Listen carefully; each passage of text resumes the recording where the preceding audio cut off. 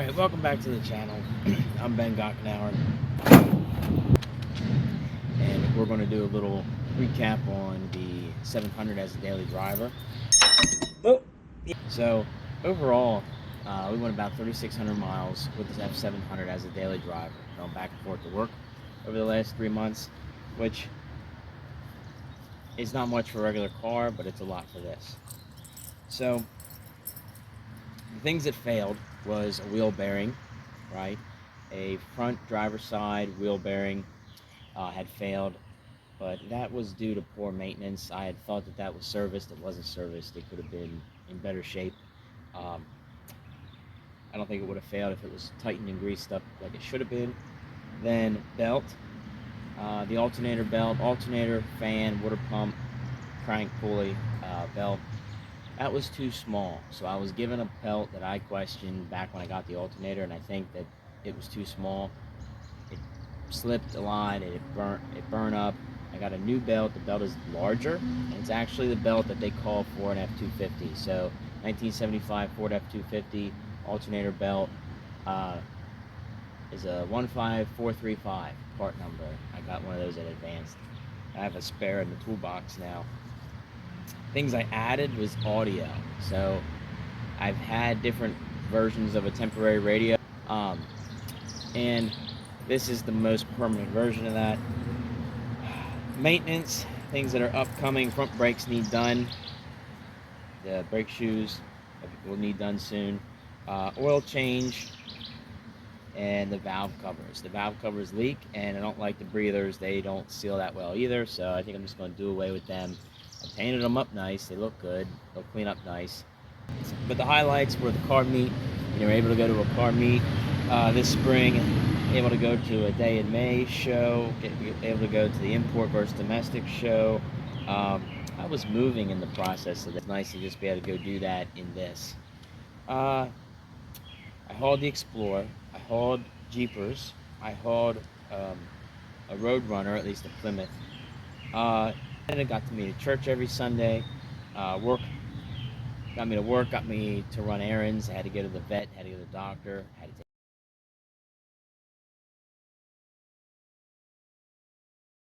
take. Now we're going to put a starter on the 700. So the starter lasted right up until the end of the commuter run. So I don't have to drive it every day, and obviously it's like 8 o'clock in the morning right now. So I don't have the same commute that I did, and the starter gave up. So that's okay. We have a new starter. Hopefully it fits. Let's get into it.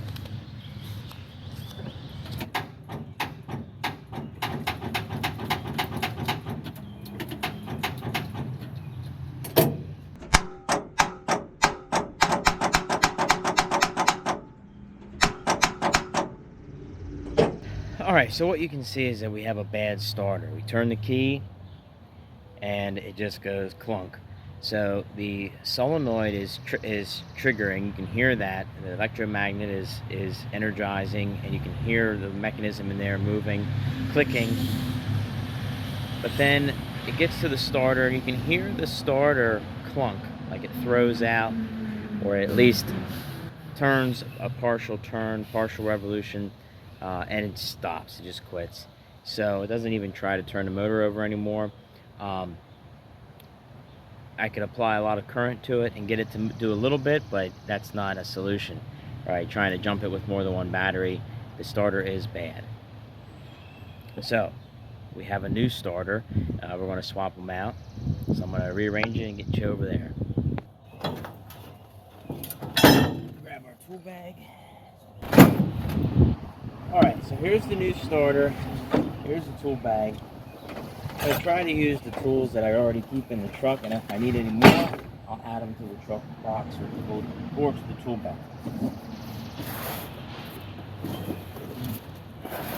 Here's our starter. 12 volt, 1.4 kilowatt is the spec. Power 1.8 kilowatt. Current 523 amps, and I think I have a 550 battery in there. Torque 20 Newton meters, and it passed. So hopefully this bolts up.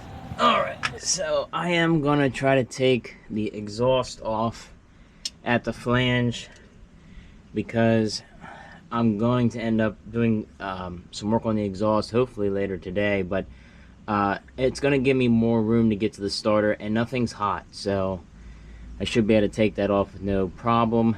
These should be studs.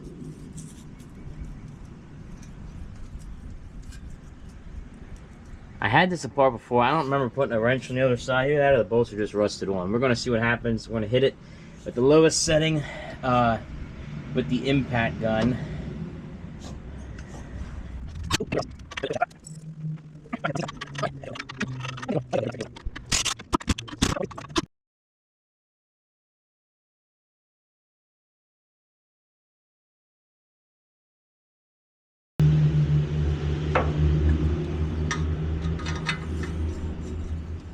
This one's tricky because the exhaust is in its own way.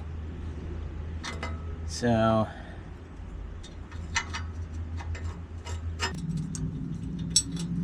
though I'm only trying to replace the starter, I only want to show you replacing the starter. Now I'm going to go down, well, I can just show you. I'm going to go down over here,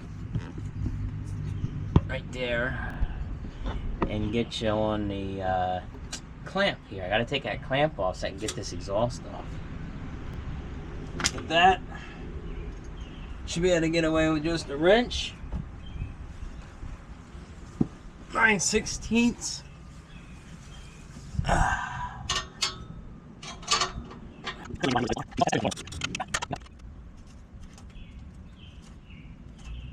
All right. So now,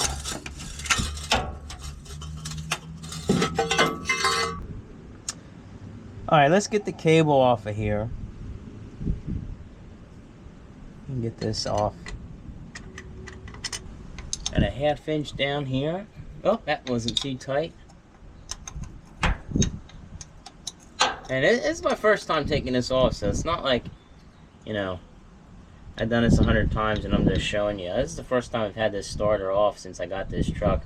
So we're doing this together. I've had the exhaust off. I did exhaust manifold gaskets a few years ago. Go. I can see with the exhaust out of here, my head is right where the exhaust was, so not bad.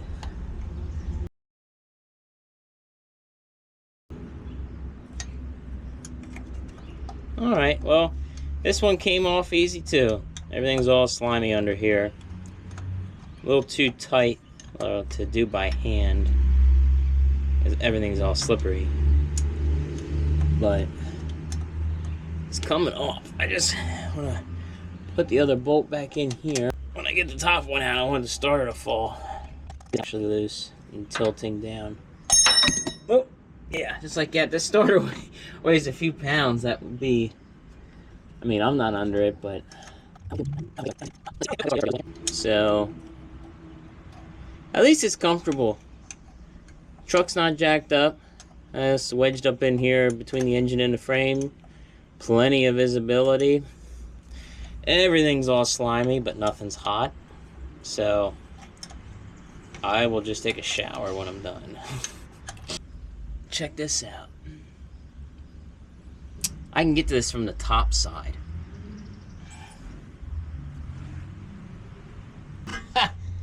Alright, I'll show you exactly what I'm talking about, because it's pretty slick. Alright, so I'm on the outside of the frame rail now. Boom, there's the starter. And you can see the top bolt there. Right, so I'm just going to keep on working on that. I'm not mounting you anywhere fancy. I'm just going to put you back down where you were. Alright.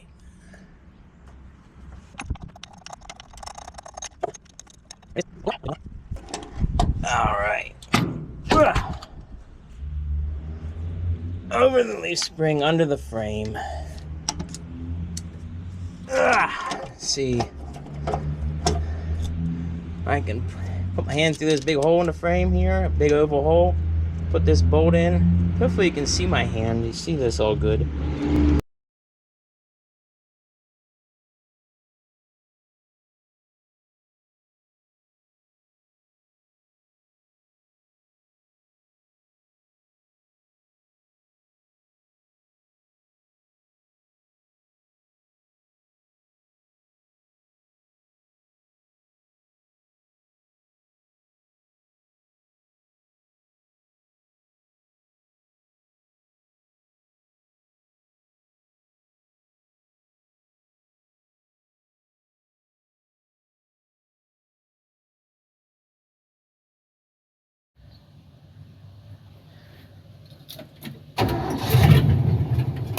Bluetooth,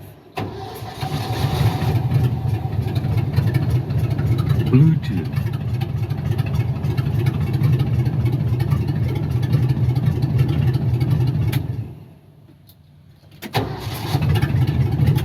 Bluetooth.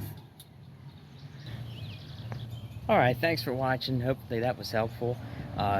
That starter was from a 1975 Ford F-250. If you go to AutoZone, pick up Duralast, it will fit a 1978 Ford F-700. It fit flawlessly. No issues at all. And it did start up there. You saw that. So we're good to go. That's it for this video. Please like and subscribe if you thought it was helpful or you want to see more of this truck. The next thing, because we're not done, is we're going to be installing an exhaust kit on this in the next video. So stay tuned.